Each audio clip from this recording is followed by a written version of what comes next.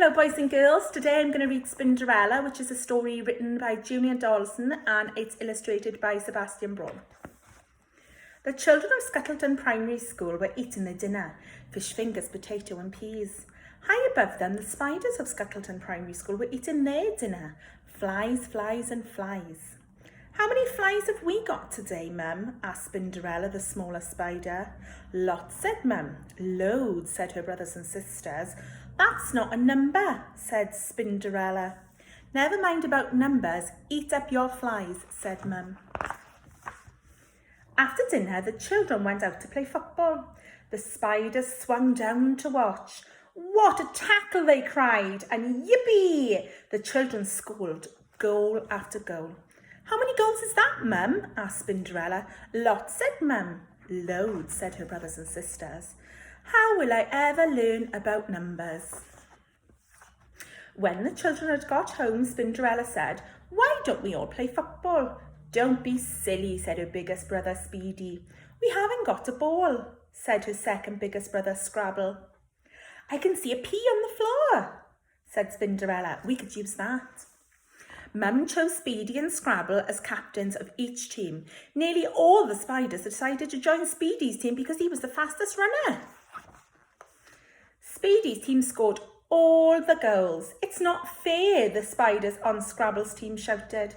Yes, it is. You're just jealous, shouted the spiders on the other team. To make things worse, the spiders hurt their legs kicking the peas. Before long, they were all quarrelling, moaning, kicking each other instead of the pea. Mum had to blow her whistle. How many spiders should we have in each team, Mum? Asked Spinderella. Lots, said her mum. Loads, said her brothers and sisters. I think both teams should have the same number, said Spinderella. But her brothers and sisters all turned on her. Down with numbers, they yelled. Next morning, Spinderella woke early. She felt sad. I wish I could learn about numbers, she sighed. And you shall, came a loud voice. Spinderella spun around and saw an enormous hairy spider. Who are you? Asked Spinderella. I'm your hairy godmother, said the enormous spider. Follow me. Spinderella scuttled after her, out of the dining hall, down the corridor and into the classroom. And up into the ceiling. Spinderella looked down and saw a teacher come into the classroom with a pile of bibs. Keep your eyes and ears open, said the hairy godmother, and in a flash, she was gone.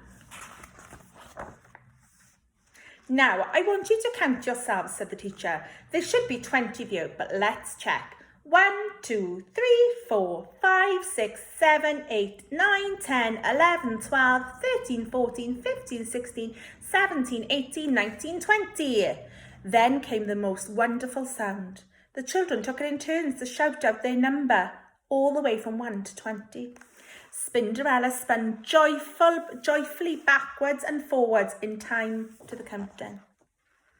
The teacher gave out the football bibs. Put them on and find others with the same colours, he said.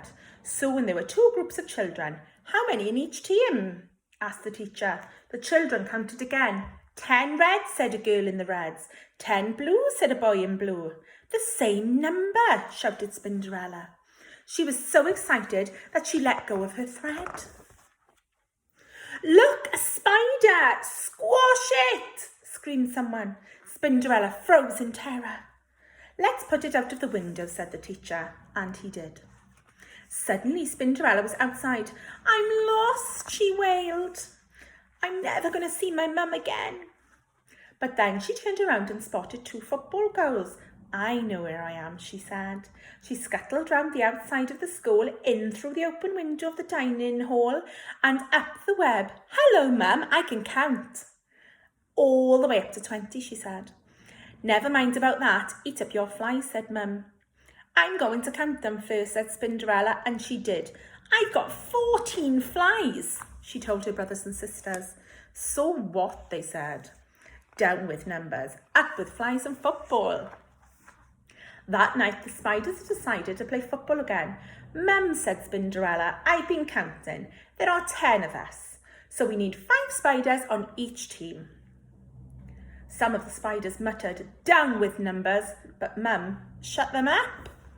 Spinderella sorted them into 2 teams of 5. She was in Scrabble's team and also helped Mum keep the score. This time no one quarrelled, nobody kicked each other, and at half-time each team scored 3 goals. But still the spiders kept hurting their spindly legs kicking the pea. "I wish we had some football boots," sighed Spinderella. "And so you shall," came a voice. It was the hairy godmother again. "How many boots do you each need?" she asked. "Lots," said Mum. "Loads," said Spinderella's brothers and sisters. "That's not good enough," said the hairy godmother. "I need to have a number." 8, shouted Spinderella. "We've got 8 legs, so we each need 8 boots." "Done," said the fairy godmother.